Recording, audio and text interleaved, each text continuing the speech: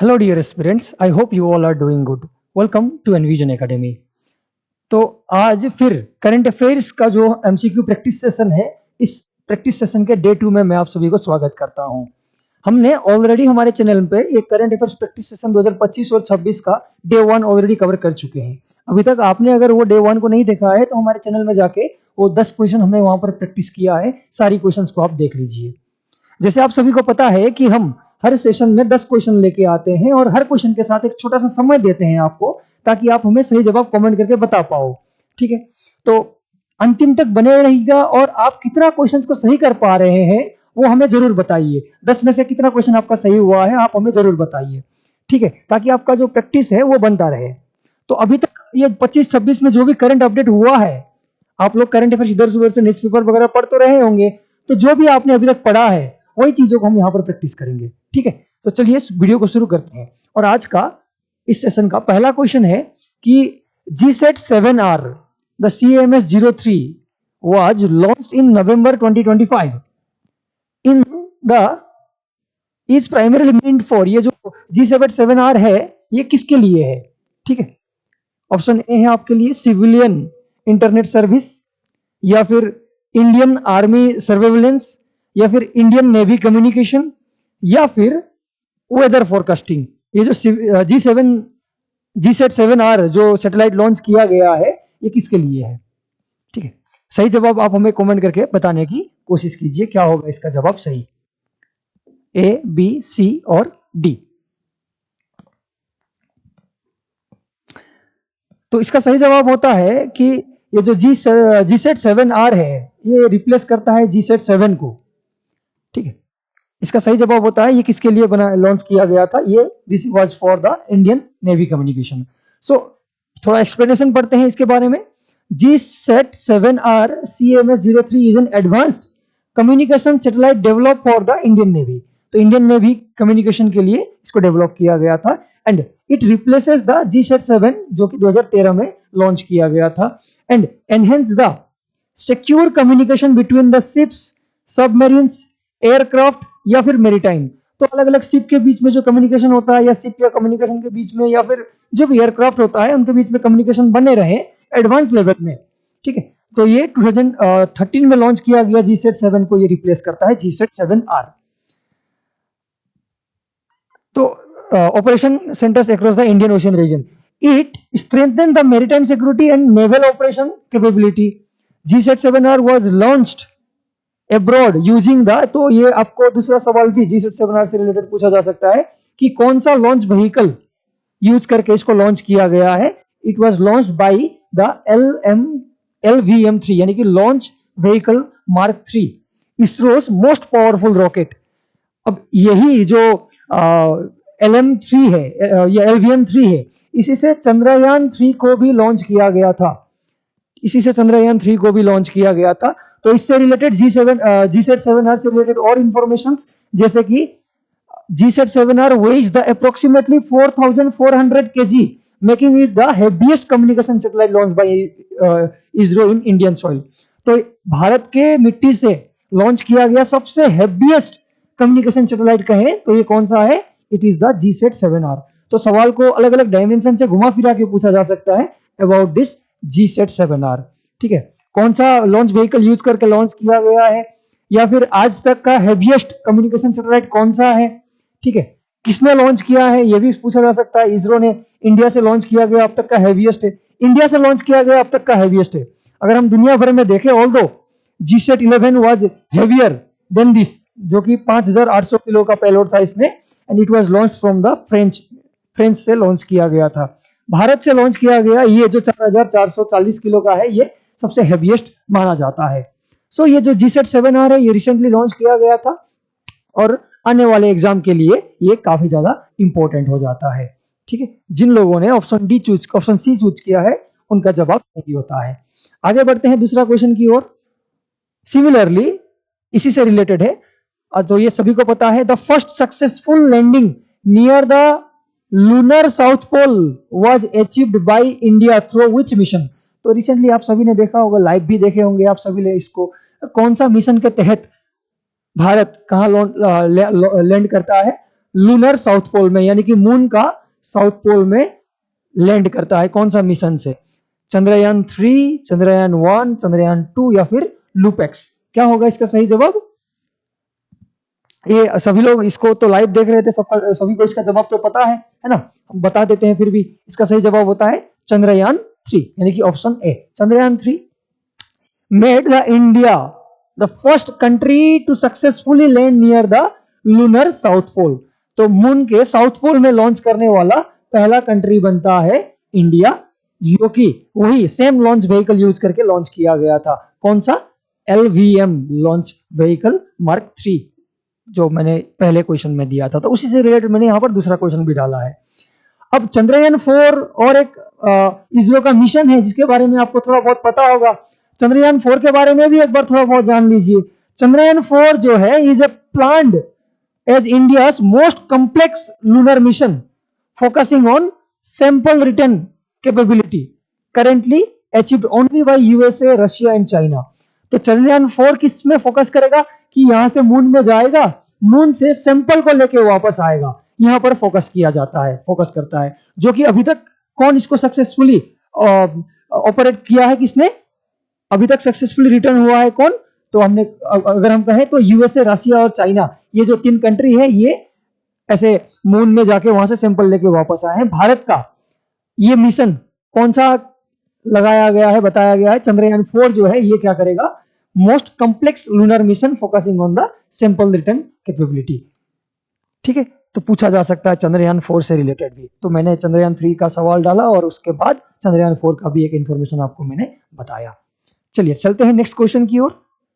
और आज का क्वेश्चन नंबर 3 है, which of the following is not, इसको ध्यान देना है, one of the India AI governance guiding सूत्र। तो recently India AI governance guiding principal launch किया गया है 2025 में। ठीक है, तो इसके कुछ सूत्र हैं, प्रिंसिपल्स हैं। इनमें से कौन सा the India AI governance guiding सूत्र नहीं है, नॉट लिखा गया है? सही जवाब क्या होगा? ट्रस्ट, इनोवेशन, प्रॉफिट मैक्सिमाइजेशन या फिर अकाउंटेबिलिटी। तो सवाल को देख के वैसे भी जवाब निकल के आ जाता है सामने, है ना? बताइए क्या होगा इसका सही जवाब? The India AI governance guiding principal या फिर गाइडिंग सूत्र का कौन सा क्या नहीं है? इज नॉट द सूत्र। इनमें से कौन सा सूत्र नहीं है वो बताया गया है। तो हमें कौन सा है वो भी जानना पड़ेगा। चलिए जानते हैं, देखते हैं। इसका सही जवाब होता है, ऑप्शन देख के आपको पता चलेगा, ऑप्शन सी, प्रॉफिट मैक्सिमाइजेशन इसका गाइडिंग प्रिंसिपल नहीं है।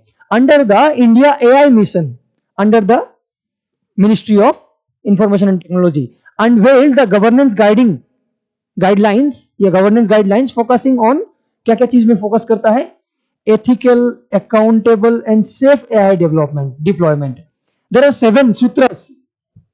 इस इंडिया AI मिशन का 7 सूत्र या 7 प्रिंसिपल बताया गया है। तो ये 7 प्रिंसिपल आपको याद रखना पड़ेगा, जो कि आने वाले एग्जाम के लिए इंपॉर्टेंट होगा, पूछा जा सकता है। क्या क्या है ये 7 सूत्र? तो सबसे पहला क्या? ट्रस्ट, देन पीपल फर्स्ट, दूसरा innovation, then fairness, accountability, understandable by design and safety and sustainability. तो ये जो 7 सूत्र हैं, ये 7 प्रिंसिपल जो है ये किसके अंदर आते हैं? द इंडिया AI मिशन के अंदर आते हैं। तो ये इंडिया AI मिशन ये बहुत ही ज्यादा इंपॉर्टेंट होने वाला है आने वाले एग्जाम के लिए। देखिए हम आपको जो टॉपिक या यहाँ पर क्वेश्चंस जो है ये बहुत ही चुन चुन कर लेके आते हैं।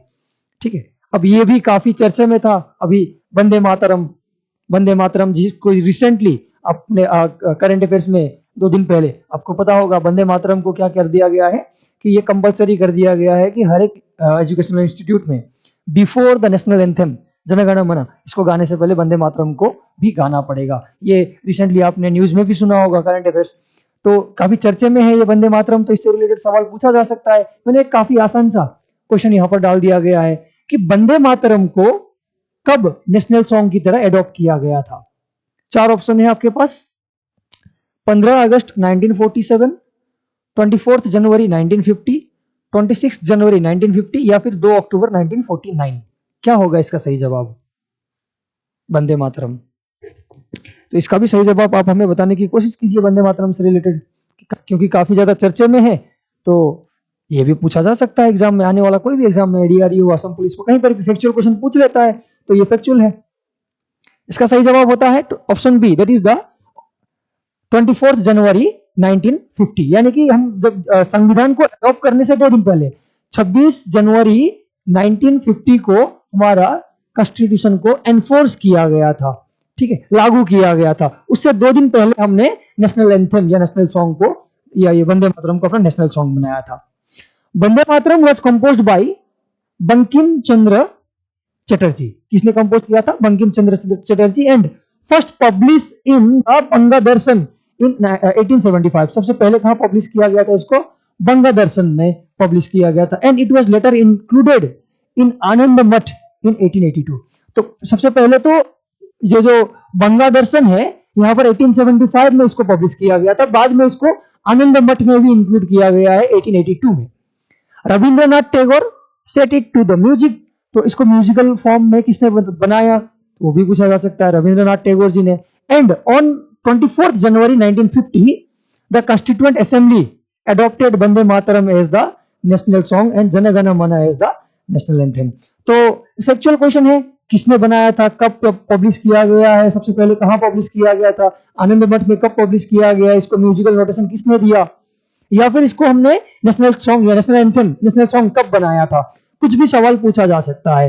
तो मैंने थोड़ा बहुत यहाँ पर फैक्चुअल इंफॉर्मेशन आपको दे दिया है, ठीक है। सारी की सारी इंफॉर्मेशन को आप नोट डाउन करके रखिए। आई होप कि आप जब ये वीडियो को देख रहे हैं तो आपके सामने एक कॉपी और पेन होना चाहिए, ताकि आप यहाँ पर मैं जितना भी इंफॉर्मेशन आपको देने की कोशिश कर रहा हूँ, सारी इंफॉर्मेशन को आप नोट डाउन करते हुए आगे बढ़े, ताकि आपको रिवीजन करने में आसान हो, ठीक है। चलते हैं अगले क्वेश्चन की ओर।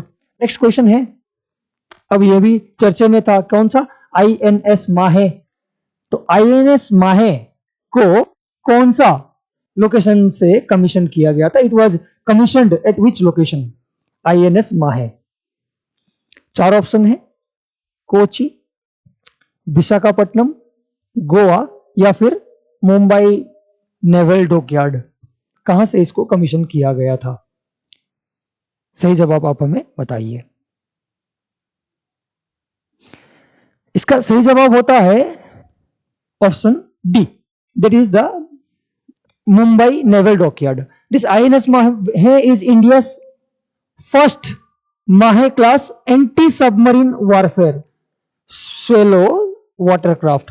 तो ये सबसे इंडिया का पहला एंटी सबमरीन वॉरफेयर है, ठीक है, कि कोई सबमरीन भी इसको कुछ नहीं कर सकता। द आईएनएस माहे was commissioned at the Mumbai naval dockyard in on 24 नवंबर 2025। तो ये सारी की सारी जो इंफॉर्मेशन है ये काफी जो लेटेस्ट है या पूछा जा सकता है, ठीक है। इंडिया का पहला एंटी सबमरीन माहे क्लास व्हीकल है, ठीक है।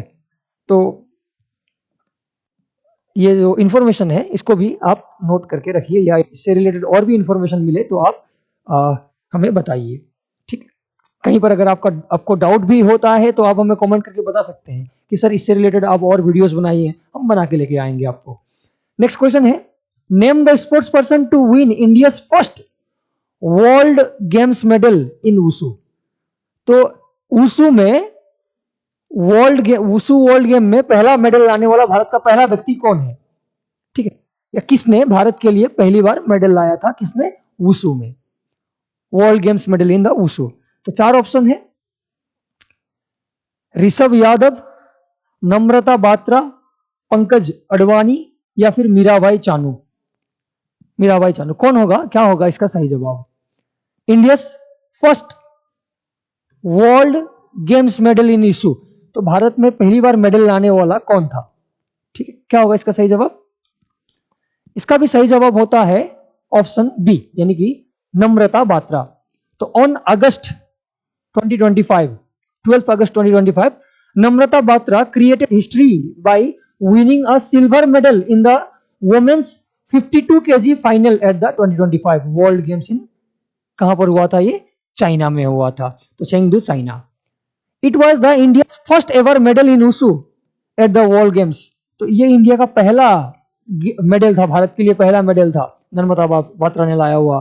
and the country's second podium finish at the ongoing edition after the Rishabh Yadav's bronze medal in the archery.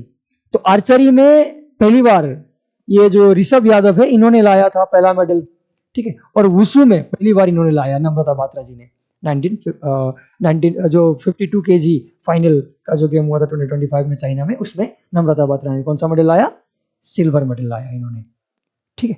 आगे बढ़ते हैं नेक्स्ट क्वेश्चन की ओर, और आज का नेक्स्ट क्वेश्चन है name the fifth first patrol vessel build by Goa shipyard limited for Indian coast guard.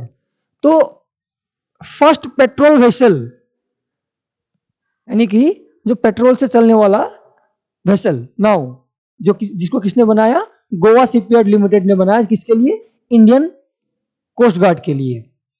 तो ये फिफ्थ फर्स्ट पेट्रोल वेसल का नाम क्या है? चार ऑप्शन है, अभय, अक्षय, आंचल या फिर अतुल। क्या होगा इसका सही जवाब? इसका सही जवाब भी आप हमें कमेंट करके बताने की कोशिश कीजिए, ठीक है। इसका नाम है Aanchal. Aanchal is the fifth first patrol vessel in the series of 8 being constructed by Goa shipyard limited for Indian coast guard. तो 8 में से ये 5 नंबर वाला है, ठीक है। इन significant STRIDE towards the strengthening India's coastal security and boosting defence and self reliance. तो जो कोस्ट गार्ड है या कोस्टल सिक्योरिटी है उसको स्ट्रेंथन करने के लिए ये बहुत अच्छा काम कर रहा है Goa shipyard limited. With 60% indigenous content launching of Anchal aims to bolster the India's coastal security and boosting defence self reliance. तो ये जो गोवा शिपयार्ड लिमिटेड है ये क्या करता है कि लगभग 60% तक जो इंडिजिनियस कंटेंट ही यूज करता है इसमें, कौन सा? आंचल को बनाने में, जो कि जो कोस्टल सिक्योरिटी है उसको एनहेंस करेगा, ठीक है। आगे बढ़ते हैं नेक्स्ट क्वेश्चन की ओर। अब ये इंटरनेशनल रिलेशन से है, ठीक है, पूछा जा सकता है इसको भी। जॉइंट सी 2025, आपको सिर्फ नेशनल न्यूज ही नहीं कवर करना है, आपको इंटरनेशनल न्यूज भी कवर करना होता है, ठीक है। जो डिफेंस एक्सरसाइज होता है, मिलिट्री एक्सरसाइज होता है, उससे रिलेटेड सवाल पूछता रहता है। तो ये एक एक्सरसाइज जॉइंट नेवल एक्सरसाइज था, जॉइंट सी 2025 नाम से। A joint naval exercise was conducted by which 2 countries. तो 2 कंट्री ने मिलकर ये जॉइंट नेवल एक्सरसाइज किया है। तो आपको कंट्री का नाम बताना है। जॉइंट सी 2025 कौन से 2 कंट्री ने मिलकर ये मिलिट्री या डिफेंस एक्सरसाइज या फिर हम कहें नेवल एक्सरसाइज किया था? China and Russia, Russia and Iran, China and Iran या फिर रशिया एंड जापान। तो अगर आप लोग हर दिन न्यूज कवर कर रहे हैं तो ये मिला ही होगा आपको जॉइंट सी 2025। इसका सही जवाब क्या होगा? इसका सही जवाब होता है चाइना एंड रशिया, यानी कि ऑप्शन ए। तो इसके बारे में थोड़ा बहुत, the Chinese and the Russian navies concluded the maritime drill phase of China and Russia exercise. इसका नाम था क्या? Joint sea 2025।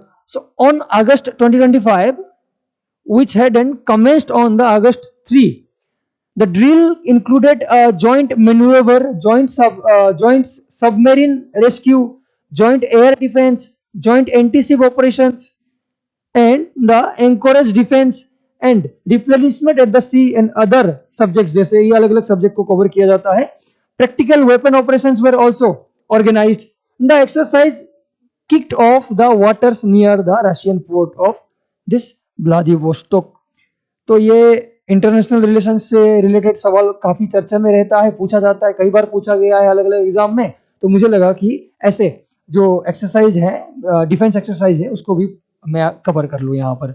तो ये जॉइंट सी 2025 है। It was an naval exercise between the Russia and China. ठीक, नेक्स्ट क्वेश्चन है आपके लिए। हाँ, which Indian state becomes the first state in India to eradicate the extreme poverty? तो भारत का कौन सा ऐसा स्टेट है जो कि एक्सट्रीम पॉवर्टी को खत्म ही कर देता है, डिक्लेयर करता है कि हमारे स्टेट से एक्सट्रीम पॉवर्टी खत्म हो चुका है।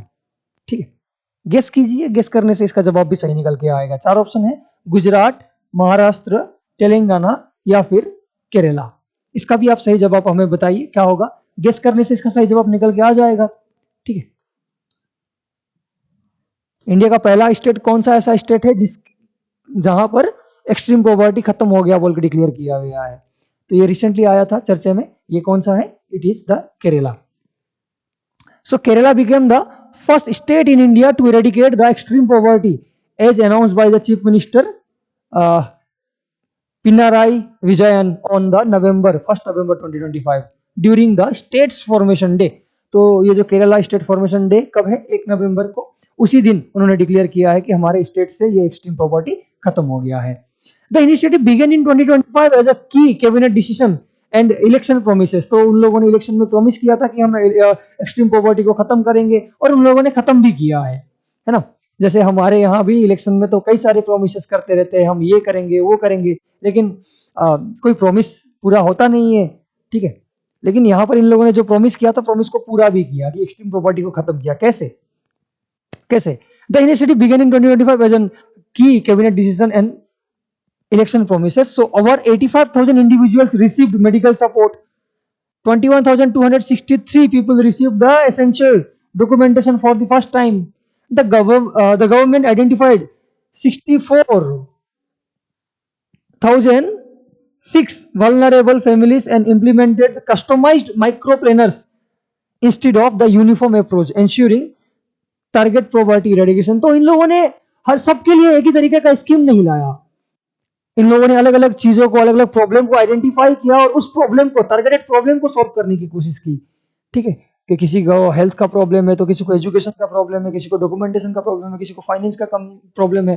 तो इसको मतलब कस्टमाइज तरीके से इन लोगों ने प्लानिंग किया, और इन लोगों ने धीरे धीरे करके अपना जो स्टेट से ये एक्सट्रीम पॉवर्टी है उसको खत्म कर दिया। जरूरी है हर एक स्टेट में इसका अप्रोच रखा जाए, ऐसे अप्रोच रखा जाए कि instead of uniform plan for all, क्या किया जाए कि कस्टमाइज तरीके से इसको माइक्रो प्लानिंग किया जाए। अब आज का अंतिम क्वेश्चन है, इसको आप रिसेंटली डिक्लेयर किया गया है, ये भी आप हमें सही जवाब कमेंट करके बताने की कोशिश कीजिए।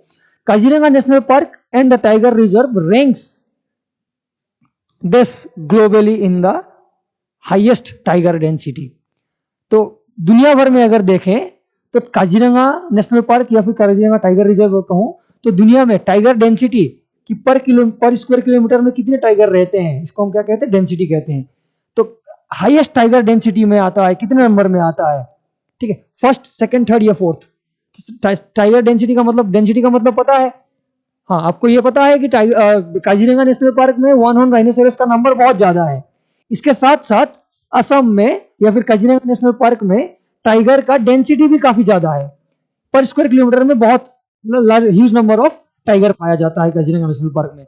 तो ये रिसेंट सर्वे के अकॉर्डिंगली काजीरंगा कौन से नंबर पे आता है according to the tiger density? 4 option है, क्या होगा इसका सही जवाब? इसका सही जवाब होता है काजीरंगा नेशनल पार्क जो है वो 3rd नंबर पर आता है। तो Kaziranga national park has ranked the 3rd globally in the tiger density with 148 adult tigers recorded in 2024 up from the 104 in 2022। तो ये नंबर जो है ये इंक्रीज भी हो रहा है। 2022 में यहाँ पर कितने 104 नंबर ऑफ टाइगर्स पाया जाता था, अभी फिलहाल कितने 2024 में पर स्क्वायर किलोमीटर के अंदर 148 राइनोसेरस टाइगर्स पाया जाता है। The rise is due to the habitat expansion. ये जो नंबर इंक्रीज हुआ, ये कारण क्या है इसके पीछे? जो हैबिटेट उनका जो टाइगर का रहने का जो जगह है उसको एक्सपांड किया गया है, addition of new protected areas and improvement of monitoring and using cameras, traps, drones and the electronic surveillance। तो उनको क्या किया गया है कि मॉनिटर किया गया अच्छी तरीके से, ड्रोन लगा करके, कैमरा ट्रैप्स लगा करके या फिर इलेक्ट्रॉनिक सर्वेलेंस लगा करके। The efforts of the forest staff including the trained bandurgas and the community support have strengthened the conservation and reflecting the strong ecological health of the reserve। So Kaziranga is not just home for the rhinoceros but also ये क्या बन जाता है? Rhinoceros का भी एक tiger का भी एक बहुत बड़ा हब बन जाता है।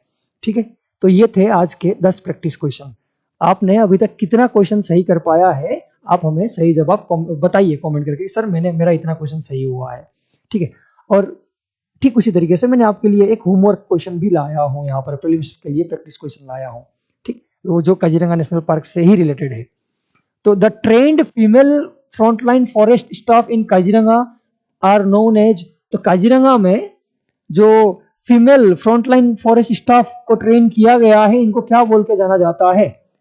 ठीक है, 4 ऑप्शन है, वन शक्ति, जंगल रक्षक, वन दुर्गा या फिर इको वॉरियर। ये आपके लिए होमवर्क क्वेश्चन है, होमवर्क क्वेश्चन है। आप हमें कमेंट सेक्शन में इसका सही जवाब बताइए। ठीक है, स्टडी कीजिए इसके बारे में और इसका सही जवाब आप हमें कमेंट करके बताइए। इसके साथ साथ मैंने आपके लिए और एक मेंस प्रैक्टिस क्वेश्चन भी लाया हूं। तो ये जो जीसेट 7R में आज का जो पहला क्वेश्चन था, उससे रिलेटेड मैंने आपको, कोई अगर किसी ने प्रीलिम्स पास कर लिया है या मेंस की तैयारी कर रहे हैं, या अभी से अगर आप मेंस का आंसर राइटिंग कर रहे हैं, तो आप क्या कीजिए कि इसका आंसर लिखिए। हमारे डिस्क्रिप्शन बॉक्स में टेलीग्राम चैनल का लिंक दिया गया है, वहां पर आप अपने आंसर को शेयर कीजिए हमारे साथ। हम आपके आंसर को इवैल्यूएट करेंगे और आपको फिर से वो आंसर हम आपको दे देंगे। ठीक है, तो क्वेश्चन को मैं एक बार पढ़ता हूं।